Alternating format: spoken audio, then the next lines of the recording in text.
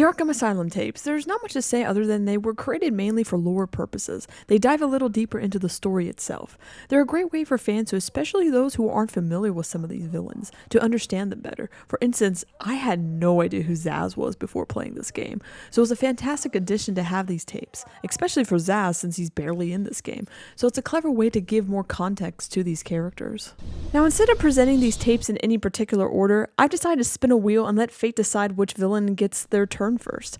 I also wanted to give this video a bit of a flair, so you'll see some unique B-roll footage throughout instead of just the usual character bios. It's a little something extra to make this video stand out a bit more. So let's come on down and spin that wheel. Alright, real quick though, I made some funny nicknames for them, and I posted them on the community tab earlier this week for fun. You can catch some sneak peeks and behind the scenes on my channel, so make sure you hit that bell icon so you don't miss out on any of the fun. Anyway, enough of the intro. Let's spin that wheel and see which villain we're diving into first. Can be any one of them, and looks like it's going to be Swampy McSnappy, aka Killer Croc. Is he here yet? You're kidding me, right? That thing's not a man. Cash is already throwing the diss. My God! Hello. My name is Dr. Gretchen Whistler. Do you understand me? I really never thought about it, but I guess Croc would breathe a lot like Darth Vader, especially how big he is. I hear you, bitch. So when's dinner? I'm getting hungry. Come on, Croc, you can be a little bit nicer. Also, the doctor interviewing Croc is the chick we met in the beginning with Zsasz. Taped patient session 2. Patient name Waylon Jones, a.k.a. Killer Croc. So, is this the part where you try and reason with me? Find out why I did it, Doc. Wow, Steve Blum is absolutely fantastic here as Killer Croc. That kind of voice work takes some serious talent. I can't imagine how tough it must be on the throat. Here's a little bit of trivia. Why he doesn't voice Killer Croc in Arkham Origins, he does voice one of the hardest boss fights in the series, the Electrocutioner. And personally one of my favorite characters in the entire Arkham series, the henchman Loose Lips, which I'll dive into when I get into Arkham Origins. We're here to help you, Mr. Jones. You got a cure for me then, Doc? Can you make me normal? Normal is a poor choice of words. No one's really normal, are they? Poor choice of words, Doc. Really? Look at him. He clearly is not normal. What do you want him to say? I want you to turn me into a real human or something. Figured as much. So, how about this, Doc? You let me go now, and I won't eat you. You don't really eat people.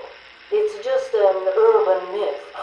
Urban myth? This lady's off her rocker. I mean, look at him. You think that's just a rumor? The first thing he asks you is, what's for dinner? I'm starting to question this doctor, and did she actually go to medical school? You think? Keep believing that, Doc. Even Croc is calling BS on this doctor. Sit down and shut up. You think I'm scared of you, Cash? I've got your scent. Oof, that legit sounds like he got tased there. Ouch. Great sound design. And I've got yours too. Know what? It stinks. Carry on, Doc. I haven't brought this up yet, but Cash is low-key one of my favorite characters in the Arkham series. I love how he gets more screen time and character development in each game. He's such a go-getter leader, and his sense of humor is on point. The digs he makes at the crazies in the later games are just hilarious. And the fact that he's still a cop after what Croc did to him just speaks volumes about his commitment. I absolutely love this guy. Strap on whatever you like, Doc. This thing just tickles. That's one powerful tickle then if it makes you dive into the water after Batman throws a batarang at it. They might have made it much stronger after the tapes, to be fair. I'm happy to wait here. Wait for the bat. He'll be back, and I'll kill him. Then Cash. Then you. If someone looked like Croc and threatened me like this, I would be out of Gotham so fast. Business? What kind of business practices result in a house full of mutilated corpses? Yeah, do you still believe that he doesn't eat humans, Doc? They should have looked in the sewers. Are you saying you hid them there? This doctor is legit more painful to listen to than the Riddler. At least he's entertaining. This chick is just plain stupid. Last night, the patient was pacified after a breakout attempt. Gardarin Cash is in hospital. Reports state that the patient attacked Cash and in the struggle consumed his left hand. Cash is lucky to be alive. He lost a lot of blood. Me too. I nearly choked on that bony hand of his. This is so messed up on so many levels. It was his left hand too, so I bet he ate his wedding ring. Poor Cash.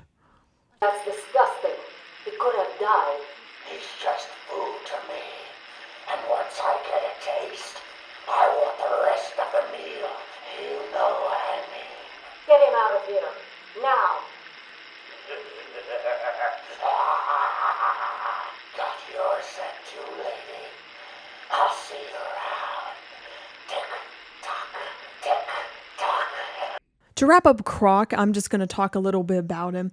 I've seen some comments saying they don't like how Batman calls him an animal in this game, and I get where they're coming from, especially since Batman is all about trying to help certain villains and understand why they do what they do, like Mr. Freeze, who, driven by grief and loss, Batman tries to see the humility in him, to offer him ways or at least to understand their motives. But here's the thing, at the end of the day, when Croc is out here eating people, yeah, he's an animal. Looking at these tapes and his overall disregard of humanity, he doesn't seem he wants to go back to being human. In fact, it seems like he's relished in what he's become. It's not like he's out here hunting animals to try to survive. He's eating people willingly and repetitively, without remorse. And that's where I think Batman's approach is justified. He's a hero who's always searching for the lines between redemption and villainy. But in Croc's case, he's crossed that line long ago. If we see Croc trying to survive by eating animals, maybe I'll feel differently. But he's not. He's out here looking for more victims, more people to consume. So I kind of side with Batman here. If you're constantly eating people and acting like a predator, then yeah, at the end of the day, I'll call it like it is. He's an animal. That's just my personal opinion, though. And you have every right to disagree. I just wanted to share mine. All right, back to spinning the wheel. Still can be anybody since there's 6 left. And it looks like it's gonna be Scarecrow. Ooh, this will be fun. Patient interview 1. Patient was referred to me after the incident with Dr. Murphy. He appears to have suffered a breakdown of sorts. I believe it was brought about after the loss of his wife and child.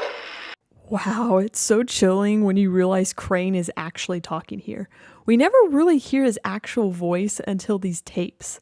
Dino Andre does such a great job of delivering such a calm, controlled demeanor in these tapes, compared to his intense, feverish hallucinations we experience with him in game. It's such a contrast that really enhanced the fear factor. It's a shame he doesn't reprise his role in Arkham Knight. His portrayal of Scarecrow was one of the most memorable performances in the series. It's him. We found him. Break down the door. Note to self, as ever, it is difficult to continue my research under such conditions. Excellent character moment here, showing that he acts like he's in control. Fantastic writing shines through, capturing the sense of power and manipulation. I am not sure he is actually insane. Who's hiring these doctors, man? They seem as dumb as the henchmen that Joker hires. Good evening, Stephen. How are you tonight? At least he's way more polite than Croc.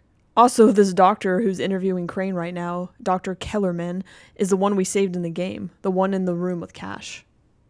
I'm conducting the session, Jonathan. Of course. If that helps you cope, I wouldn't have it any other way. Right there, that should tell you he's insane. He clearly just took over the conversation like it was nothing. You were a respected doctor. A brilliant mind. Now just another resident in Arkham. Interesting. He made that sound pretty personal. I wonder if they went to medical school or something together. That would have been a really cool connection. Can I have a drink? A strong one? This kind of question bores me. I'm afraid not.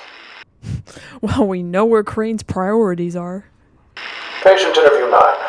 Dr. Crane continues to evade questions. I believe he is quite sane, just evil. That's a fair argument, but personally, I think that if you're evil like this, you must be insane to cause so much harm. Insane sure means you lost your mind, but it still can mean you're smart as hell. Some of the most dangerous people are those who are both insane and incredibly intelligent. You married your wife. Margaret, isn't it? I don't know why, but the way that Crane says her name, it sounds like he personally knows her. Maybe they're having like a secret affair or something. Wouldn't that be a twist? I keep telling you, this is my session. It was your session, Doctor, but not anymore. Yeah, Doc. You think he's still sane? Mom? Is that you? Wait, what are you doing? Oh, the way he said that just broke my heart a little bit. Gosh, Crane is so sick. I hate it, yet love it at the same time. Like I said, you're all part of my experiment now. Ooh, chills every time I hear that. Asylum interview 1. My experiment is underway. Working alone, I have created my ultimate fear gas. Its potency, a revelation. Now that's the true Scarecrow voice we all know and love. Please, Daddy. Don't do it! Ah! Oh my gosh, that's so messed up. I have pumped enough gas into the medical center to break 100 minds. It should only be a matter of time before... What? The way he says what? How are you still standing? How come it's not affecting you? Who says it's not? I knew it. What was it like? What have you seen?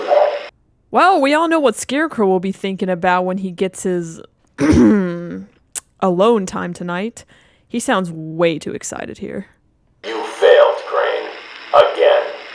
I've been working with Dr. Kellogg creating an antidote to the toxins in your cologne. He fooled you, Crane. How does that make you feel? Threatened? Humiliated? Scared? Once again, Batman is always one step of the villains. And I have to say, great line delivery from Kevin Conroy here. The way he delivers that last line is just perfect. Rest in peace, Kevin. I have to admit, listening to Scarecrow's tapes really got me excited to play Arkham Shadows. I can't wait to see Crane in that game. But I'm getting ahead of myself. We still have a long way before we get there.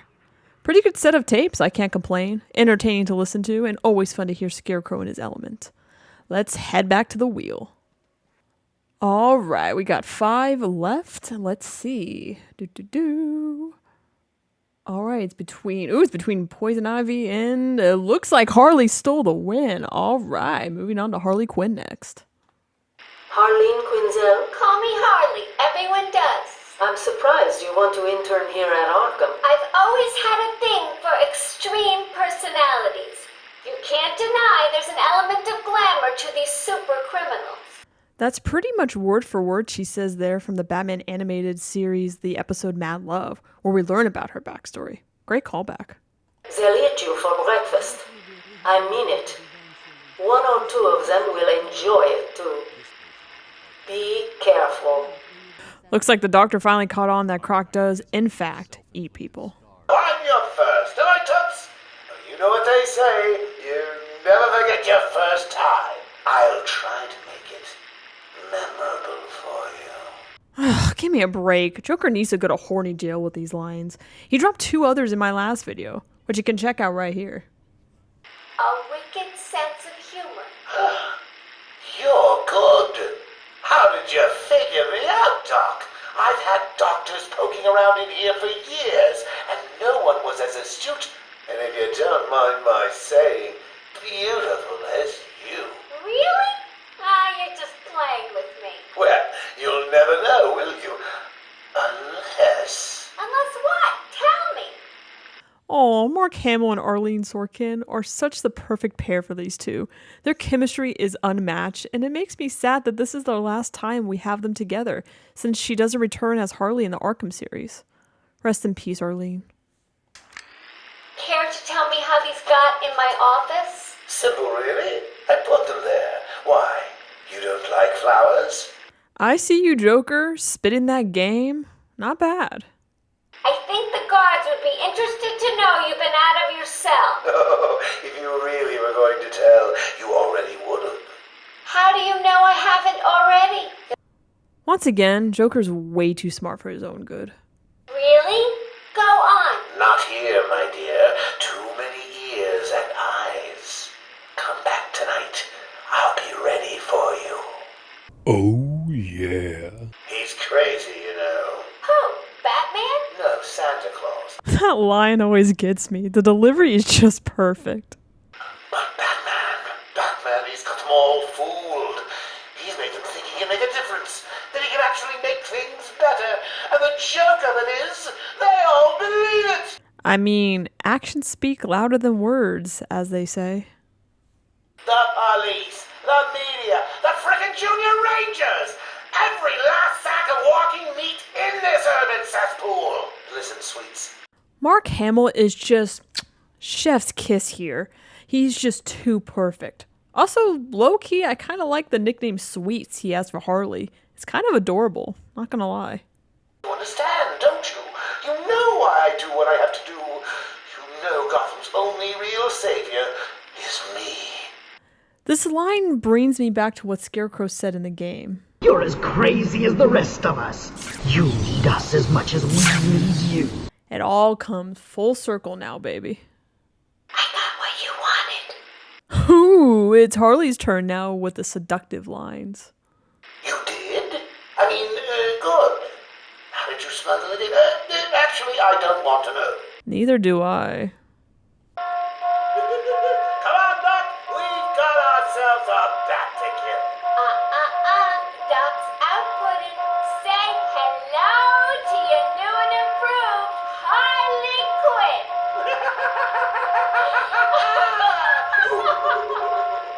Could have been fun if they escaped in the car like they did in the TV show. One of the more entertaining tapes here with Harley and Joker. Maybe my favorite in the game. Just love hearing their chemistry, and they will truly be missed in future media. You all know what comes next now. All right, there's only 4 more left, and who will it be? And of course it will be the Riddler, of course. He has to be in the middle. Patient interview 21. Patient's name is Edward Nigma, also known as the Riddler. So, Edward. Dr. Young is already so done with his interview. May I test you with one? Very well.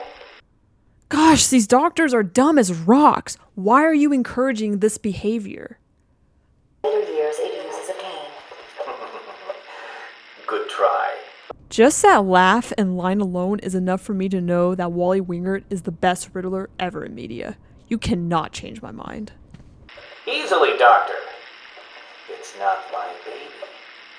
So this line has always fascinated me, and it's got me thinking. Does the Riddler have children of his own right now in Gotham? In the comics, he has a daughter named Nigma, who apparently works for the Teen Titans. But in the most recent comic, Catwoman Lonely City, he's gotten married and has a daughter named Eddie, who I personally like a lot more. I don't want to spoil too much of that comic because it's such a good read, but I highly recommend checking it out. It seems like the Riddler's got some serious game, because in that comic, he gets with someone. Though, I'm not going to say who. Trust me, after this video, go read it. I'll drop an Amazon link in the description so you can grab it. With all that, I wouldn't be surprised if he has a baby mama or 2 curling outside of Arkham. Taped interview 39. Patient's name is Edward Nigma. At this point in time, I've yet to decide if Mr. Nigma is a suitable candidate for the Titan process. I honestly wanted to know more about that. You can't just say that and move on. Gosh dang it, Dr. Young. I believe discussing those years could explain your compulsive behavior. Very well. Give this man the best actor in gaming already. That line is just too perfect. My father hated me. Always called me a moron. I see. He does not mention his mother. I always wondered if his mom passed away early in life or something. I always had a headcanon for that. I was determined to prove him wrong, so I entered a contest at school. A $20 prize to the kid who could figure out an almost impossible logic problem. Damn, $20 for a school prize? That's not half bad. Was convinced I had cheated. He kept yelling, "You must have cheated! Admit it, you moron! You cheated!" I swore I didn't, and he hit me for lying. I'm sorry to hear that, Edward. Don't be. He was right. No wonder he gets mad at Batman when he thinks he's cheating. Yet another interview with Edward Nigma. She is so done with this man. Whichever one he is, just being in his company is both irritating and exhausting. The entire Arkham fan base will agree with you there. Hello, Miss Young.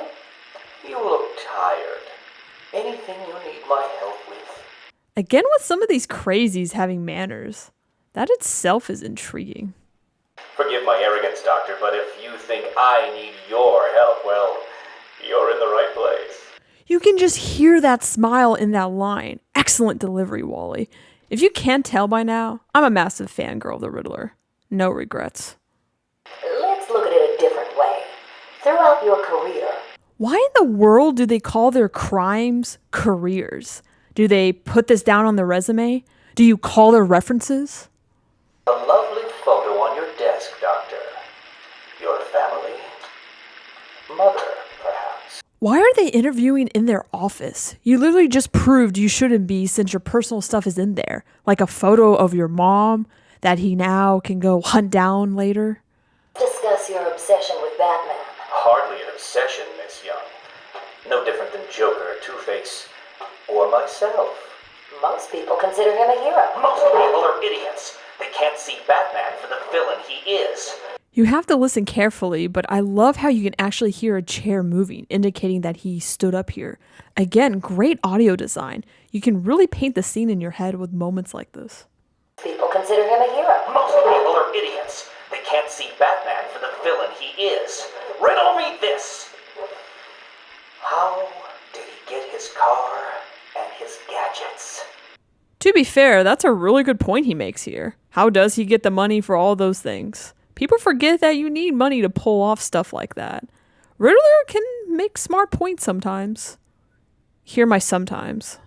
Wake up, Gotham! No sane, law-abiding man does those things. No one's that selfless. You'll be surprised. One of my all-time favorite quotes I've ever heard in my life was, quote, "Only those who have learned the power of sincere and selfless contributions experiences life's deepest joy. True fulfillment," end quote, by Tony Robbins. And I think that quote is a definition of Batman, at least in my opinion. This is my final interview with Edward. I have gone as far as I can. I can no longer tolerate his mood swings and tantrums. It's interesting that she gets fed up with the Riddler and never brings up the Titan again. I feel that could have been a really interesting conversation between those two. Good morning, Doctor. How are you today? Fine, thank you, Edward. You're in a good mood. I'm always in rare spirits when I'm about to be released. Rare spirits? That's probably the most boomer thing I've ever heard Edward say in the series. First thing I'll do is have dinner at that Italian place on 19th Street. So recently, one of my online friends brought this up. In Arkham City, you can find an Italian restaurant, and it actually has a Riddler's trophy in it. I wonder if this is the restaurant he was referring to. Something about a surprise party for Batman. I forget the rest. You know Joker. Yeah. Takes one to know one, Edward. Edward, if you know anything, you have got to tell me. Lives could be at stake. What did Joker say? Love how we can hear Dr. Young freaking out here. Little hints like this really tighten the story. You forget, Doctor. I'm the one who asks the riddles. I honestly can't get enough of this man. If you can't tell by now, he's my favorite character in all the Arkham games. Also, I'm kind of bummed we never hear Dr. Young talk about the Titan with him. I really think that could have been a really interesting conversation and tie the Riddler into the story more, at least in my opinion. Overall, it's a really fun insight into the Riddler with great voice acting like I already mentioned. Probably my favorite set of tapes in this game. Maybe. Moving on to the next. Alright, we're down to the last three. Who will it be?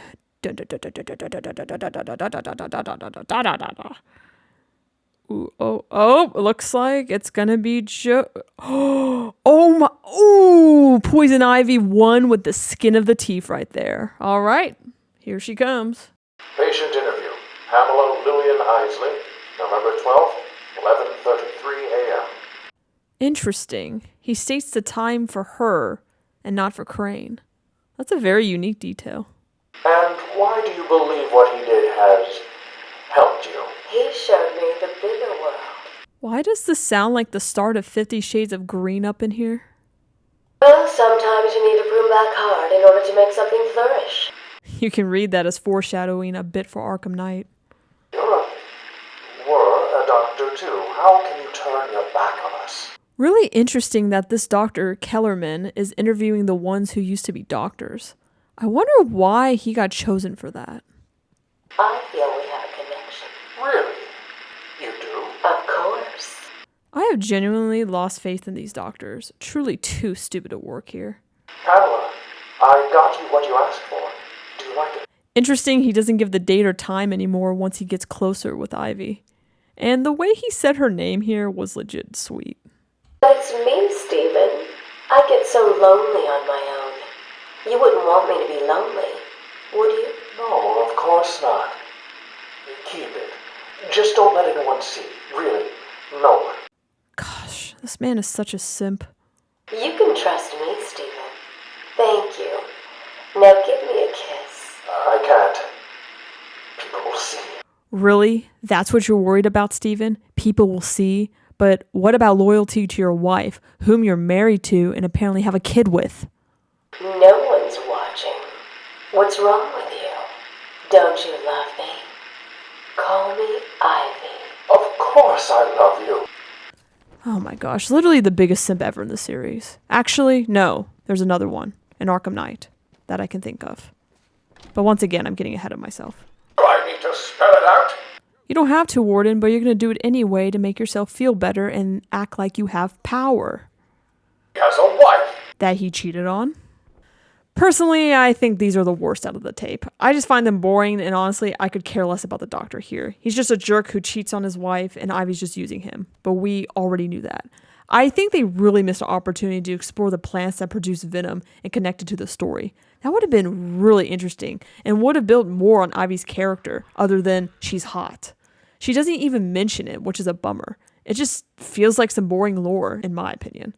Moving on to the final two.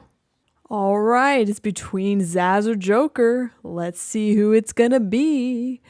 Oh,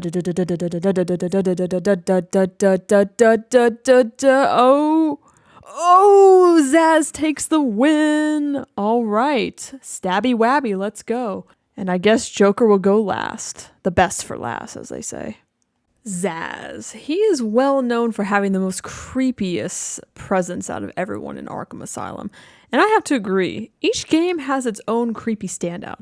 For the Asylum, it's Zsasz. For City, it's Mad Hatter. And for Night, we all know it's Professor Pig. Let's take a listen. Patient evaluation 1. Patient name is Victor Zsasz. Diagnosed clinically insane after the murder of at least 20 women in the Gotham area.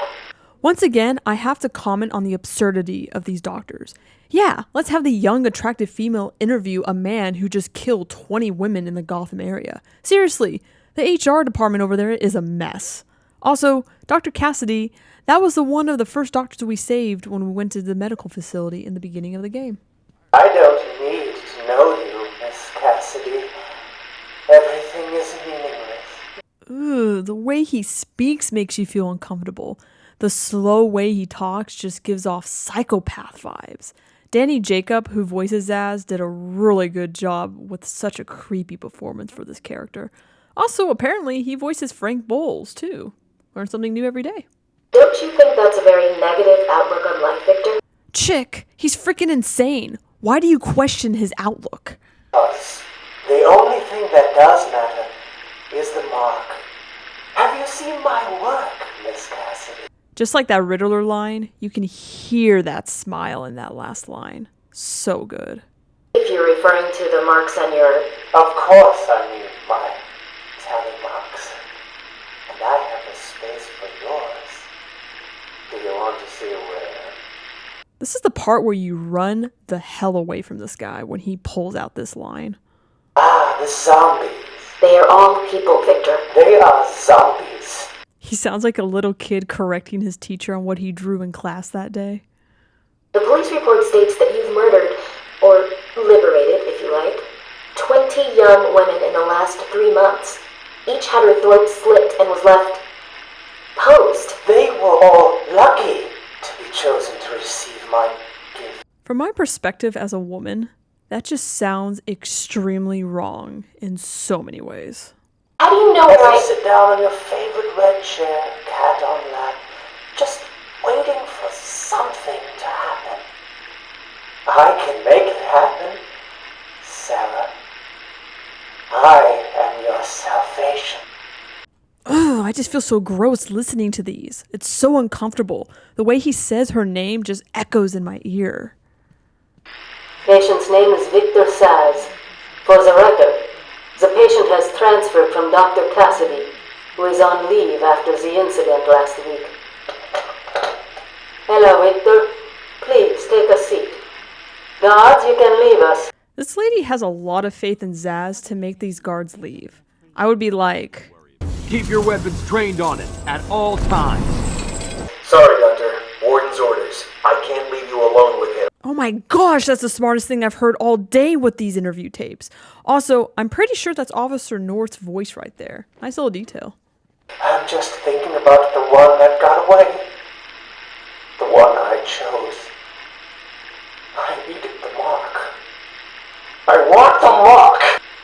Plot twist. He's actually wanting a guy named The Mark instead of giving himself the mark on his body.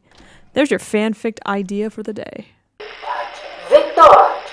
This is going nowhere. Guards! Get him out of here! You heard the doctor. Get out. Didn't you hear me? He's got a knife! The doctor the entire time in there is just a surprise Pikachu meme. Victor has been in isolation since the attack on the guard last week. Wow, only a week of isolation? I thought it would be way longer since he attacked a guard. I am increasingly worried he cannot be cured.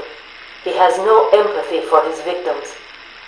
Deep down, I believe he views all of us as potential victims. I guess she had a change of heart judging by the way she talked to Batman about it in the game, since these do take place a couple of weeks before the game. But someone needs to alert the authorities. What do you mean no one's called the cops yet? Are all of you freaking idiots? Hello?